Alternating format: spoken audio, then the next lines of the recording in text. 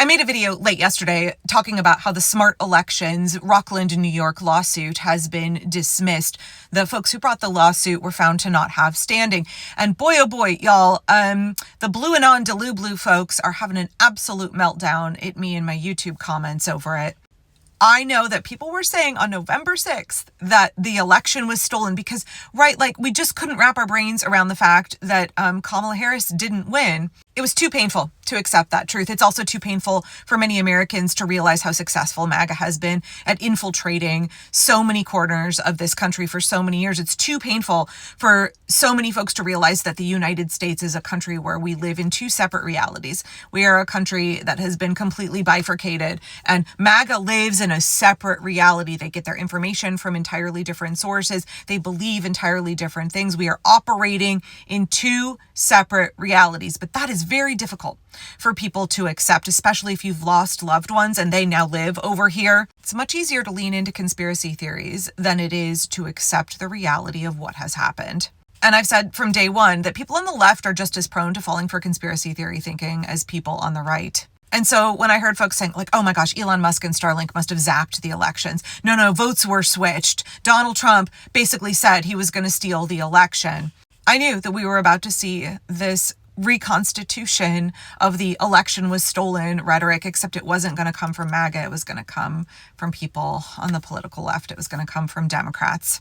Actually, let me clarify that a little bit. I don't actually think leftists believe this conspiracy. I think this is kind of dyed-in-the-wool Democrats. I think that's the demographic that has fallen for this. So when Election Truth Alliance and Smart Elections popped up, I started looking at what they were saying. I started listening to what they were saying. When the Rockland lawsuit was filed, the day it was filed, I read the entire court case. I made a video saying there is no merit to this. I had hundreds of people in my comments over the next few weeks who were like, hey, Angela, you got to look at this. You got to cover this. You got to have these people on. Look, this lawsuit in Rockland is going to result in the 2024 elections being overturned. I made a detailed video explaining why it is that lawsuit was without merit. Nothing was going to come of it. Folks were saying, no, it's statistically impossible. How could these precincts go 100% for Kamala Harris when they also went 100% for Kirsten Gillibrand, the senatorial candidate? That doesn't make sense. 100% for Trump as a Republican and 100% for the Democrat for Senate. That can't happen. It must mean that Elon Musk switched the votes. And so I calmly tried to explain, y'all, these are conservative Jewish districts where they listen to their rabbi and they vote as a block however their rabbi tells them. Their rabbi said, vote for Kirsten Gillibrand and vote for Donald Trump. And so they did. That is why you got 100% of the votes, of the 525 votes in that precinct, all went to Donald Trump. And guess what? It's not a statistical impossibility. People just kept saying like, that can't be right. That has to be impossible. In 2020, that same precinct, all of the same precincts involved in this lawsuit, they also went 100% for Donald Trump in 2020. So you can't tell me it's a statistical impossibility that they would all go 100% for Donald Trump in 2024, because they did it in 2020, because these are Hasidic Jewish districts that vote how their rabbi tells them. And it makes no fucking sense for Elon Musk to zap and switch a couple hundred votes in a state that was always going to go blue, was always going to go for Kamala Harris no matter what. But people didn't want to apply Occam's razor. They just wanted to cling to this desperate hope. And so many TikTok influencers built platforms stoking that false hope, distracting people, folks who should be looking at the very real ways that voter suppression happens, the very real ways that Republicans disenfranchise voters and make it really hard, especially for Black voters in the South, to be able to exercise their right to vote. No, it's much sexier to believe that Starlink zapped the vote or there was some like hinky vote switching, because the traditional tried and true ways the Republicans have been employing for decades to great success, those aren't sexy, those aren't new, those are kind of like pretty mundane, pretty boring, but they work really well. Much easier to ignore the hard work of overcoming traditional voter suppression that the Republicans have deeply entrenched in so many states. That's a lot of hard work. Much easier to get your hopes all spun up around these grifters who are making TikTok videos being like, guys, the election's about to be overturned. This Rockland lawsuit, statistical impossibilities. And I was so frustrated because y'all are being hoodwinked. And, I got criticized in my video this morning being like, you're too scoldy, you're too condescending. Y'all, I feel really badly for you. I feel badly for you that you have been hoodwinked by this conspiracy. People have given smart elections and ETA so much money. Y'all have spent hours and hours and hours of your lives that you'll never get back watching TikTok videos giving you false hope when you could be volunteering for your local elections. Get trained, volunteer, work for elections. Work for get out the vote movements, support organizations like Democracy Docket and ACLU that are working to actually combat real voter suppression. I had folks in my comments who were like, oh, smart elections, they don't want any money. They're nonprofit.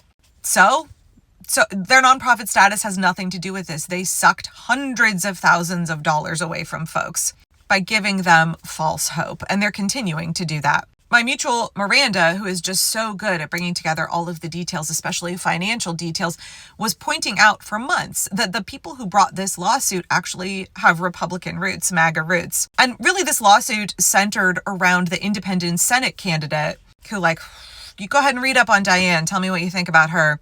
Because she was like, how could Kirsten Gillibrand get all these votes and I didn't get any when Donald Trump got all right? Like, it really wasn't about Kamala Harris, and it never was going to result in those votes getting switched for Kamala Harris. It never was going to result in Kamala Harris like being seated as president. The conspiracy theories were just giving people so much false hope. And it's so frustrating to watch people waste their energy, to be distracted. And that's why I said in my original video, who has a vested interest in Democratic voters being distracted by conspiracy theories? Who benefits when Democrats put their money and their time and their energy into useless conspiracy theories instead of actually combating voter suppression? Who benefits from that? I'll just go ahead and tell you, there's two groups of people who benefit from that. Republicans and also people hoping to make a buck off of the situation, hoping to get your clicks, your views, your donations. It benefits Republicans and it benefits influencers who stuff their little pockets full.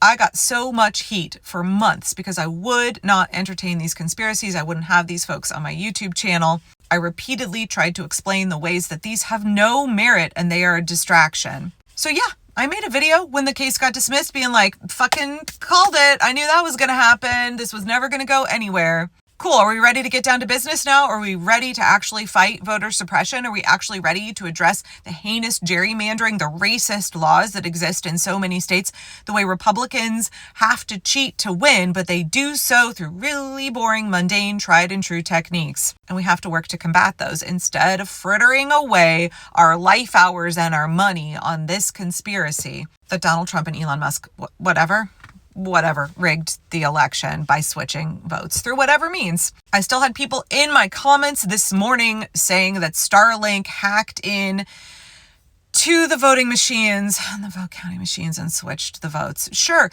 Yeah. Okay. In New York State, a blue state that was always going to go blue. What would the point of that have been? You do know that Elon Musk spent $250 million buying this election through all kinds of traditional means. Bots, influencers, disinformation.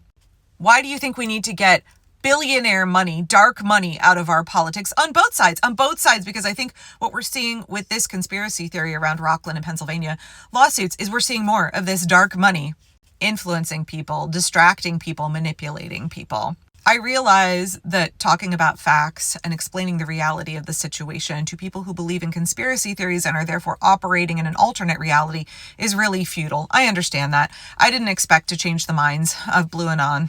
What I do want y'all to do, go ahead. If you have to hold on to your conspiracy in the back of your head, that's fine. But work to combat real voter suppression. Volunteer as an election worker. If you're here screaming about the fact that elections are stolen, why are you not volunteering as an election worker? You need to be involved heavily in making sure that our right to vote is protected. But I do understand it's much more comforting. Conspiracy theories are very comforting. And it's much easier to just give money to these folks, to give clicks to these folks and trust that they're going to magically overturn the election through these lawsuits that were never going to go anywhere while they sit and ask for $100,000 so that they can do more depositions right before the lawsuit gets thrown out. As my friend Miranda said, they took your money though, didn't they? They didn't do those depositions, but they took your money. And now the goalpost has moved. Now the conspiracy theory folks are like, oh, they're just going to refile. We're just going to tweak and manipulate. Y'all sound exactly like MAGA in 2020. because you're believing the same manipulations, the same conspiracies, when we have real earnest work to do to defend our free and fair elections. You want free and fair elections? Volunteer to be an election worker.